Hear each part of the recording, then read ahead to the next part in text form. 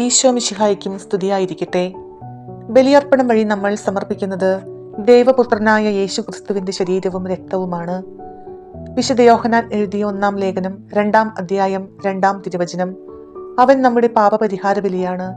നമ്മുടെ മാത്രമല്ല, ലോകം മുഴുവന്റെയും പാപങ്ങൾക്കുള്ള പരിഹാര ബലി. പ്രിയമക്കളെ, നമ്മൾ പലരും ഈ സത്യം തിരിച്ചറിയുന്നുണ്ടാകാം. ഈ നിത്യസത്യങ്ങൾ അന്വേഷിച്ച് കണ്ടെത്താൻ നാം ഓരോരുത്തർക്കും കടമയുണ്ട്. എനിക്കിത് നിങ്ങളോട് പറയാൻ സാധിക്കുന്നതും നിങ്ങൾ എന്നെ കേൾക്കുന്നത് പോലും ദൈവത്തിന്റെ കരുണയാലാണ്. നമുക്ക് ജീവൻ ദാനമായി നൽകി.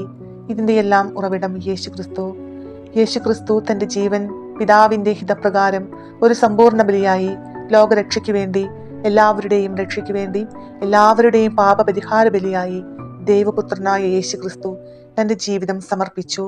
ബെത്ലഹേമിലെ കന്നുകാലിക്കൂട്ടിൽ ശിശുവായി ജനിച്ച് ബാലനായി, യുവാവായി, ഔസേപ്പിന്റെയും മറിയത്തിന്റെയും മകനായി ജീവിച്ചു. 30-ാമത്തെ വയസ്സിൽ സ്നാപക യോഹന്നാന്റെ പക്കൽ നിന്ന് സ്നാനം സ്വീകരിച്ചു. ആ സമയത്ത് സ്വർഗം തുറക്കപ്പെട്ടു.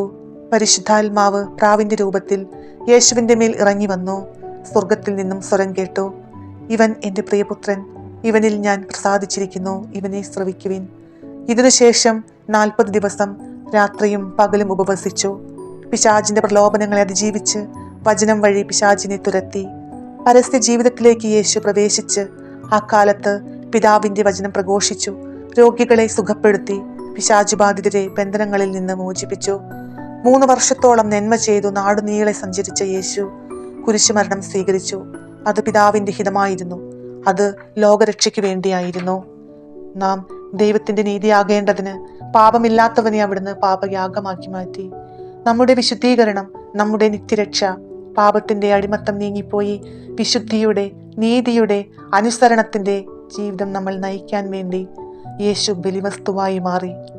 പ്രിയപ്പെട്ടവരെ, ഇങ്ങനെയുള്ള ദൈവപുത്രനായ യേശുവിന്റെ ബലിയർപ്പണത്തിന്റെ എല്ലാ ഫലവും നഷ്ടപ്പെടുത്തിക്കൊണ്ട് നമ്മിൽ പലരും ഭൗതിക നേട്ടങ്ങൾക്ക് വേണ്ടിയും താൽക്കാലിക നേട്ടങ്ങൾക്ക് വേണ്ടിയും നമ്മുടെ ജീവനെ നഷ്ടപ്പെടുത്തുമ്പോൾ ഓരോ നാളുകളിലും പരിശുദ്ധ അമ്മയുടെ പ്രത്യക്ഷീകരണത്തെയും അയച്ചുകൊണ്ട് ജനത്തെ തന്നിലേക്ക് മാടി വിളിക്കുവാൻ ദൈവം വീണ്ടും വീണ്ടും ശ്രമിക്കുകയാണ്.